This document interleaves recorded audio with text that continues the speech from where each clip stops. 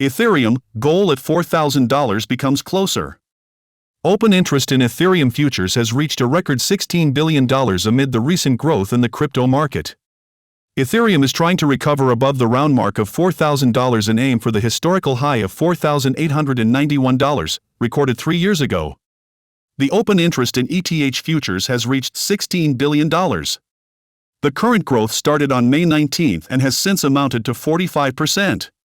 This on-chain metric reflects the total number of currently open contracts for various derivatives, such as options and futures. Its growth indicates an increase in the number of market participants entering new positions. Since the beginning of the year, the open interest in ETH has grown by 69%. A positive funding rate also confirms the optimism. This mechanism balances long and short positions in the perpetual futures market. Positive values indicate the dominance of long contracts, meaning the contract price exceeds the spot price. This implies that more traders are buying the coin with the expectation of selling it at a higher price. Currently, the ETH funding rate is 0.014%. The combination of growing open interest and positive funding rate indicates significant bullish activity in the ETH futures market. It demonstrates an increase in the number of market participants opening new positions and holding the altcoin in anticipation of growth. The Relative Strength Index, RSI, is also in an upward trend. The indicator's value of 71.21 signals that market participants prefer accumulating ETH rather than selling the coins. The Chaikin Money Flow, CMF, indicator is currently above the zero line, 0.22. This metric measures the inflow and outflow of funds into an asset based on volumes and price changes. It helps determine buying and selling pressure and identify potential reversal points or trend confirmations. A CMF above zero indicates market strength and high capital inflow. If the inflow of new money into the ETH market continues to grow, the coin may break the $3,790 level and reach $3,838. However, if profit-taking begins and bears become active again in the market, the price may drop to $3,633. Number of Runes transactions in Bitcoin network drops by 84%. The Runes protocol on the Bitcoin blockchain is struggling to maintain its transaction share. After its launch on April 20th, the protocol dominated network traffic on different days. As a result, transaction fees and mining revenues recorded a daily figure of $107.7 million for the first time. Transactions related to the Runes protocol accounted for over 50% of all Bitcoin transactions until April 24th. The peak was on April 23rd, taking up 81.3% of bandwidth, but by May 2nd, this figure had dropped to 11.1%. The hype around Runes resurged between May 4th and 6th, but activity in the protocol sharply declined again afterward. As of May 22nd, Runes accounted for only 12.7% of Bitcoin transactions. Despite this noticeable decline, 84%, from record levels, it is still much higher than the Ordinals protocol, 0.7%, and BRC-20, 1.5%. The remaining transactions went through the good old Bitcoin blockchain.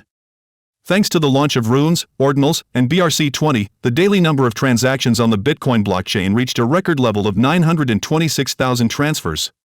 Nigerian court postpones Binance tax evasion case. The real reason for the postponement was an interdepartmental conflict between Nigeria's Federal Inland Revenue Service, FIRS, and the Nigerian Correctional Service regarding the delivery of Binance head of financial crimes, Tigran Gambaryan, to the Federal High Court. The top manager is accused of tax evasion. The Federal Inland Revenue Service accused Correctional Service employees of failing to fulfill their duties and not being able to deliver the accused to court. FIRS lawyer Moses Idhu told Judge Emeka White that the responsibility for bringing the accused to court lies with the prison service, not the tax department staff. He said attempts to contact correctional center officials were unsuccessful. Agreeing with the arguments, Judge Emeka White postponed the date for filing charges against Binance and Gambaryan. Grayscale to launch crypto trusts based on STX and NEAR tokens.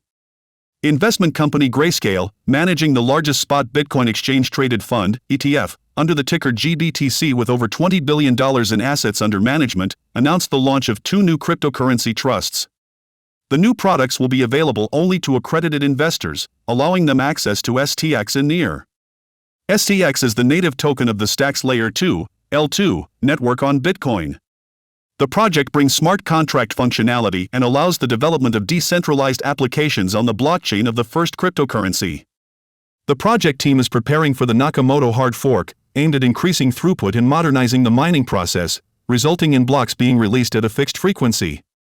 SAX ranks 46th in the overall cryptocurrency market capitalization ranking, with a market cap of $2.93 billion and trading at $2.01, having lost 1.9% in the past 24 hours. The weekly decline is 2.3%, while the asset has gained 34% since the beginning of the year. Grayscale also manages the Grayscale Digital Large Cap Fund and Grayscale Smart Contract Platform Ethereum Fund. In April, it announced that it had completely removed ADA and ATOM tokens from its portfolios as part of its quarterly rebalancing. US and Montenegro officials discuss possible extradition of Terraform Labs founder. Montenegro authorities met with representatives of the US Securities and Exchange Commission, SEC, to discuss the future of the co-founder of the collapsed Terra project 2 years ago. The US is seeking the extradition of the businessman.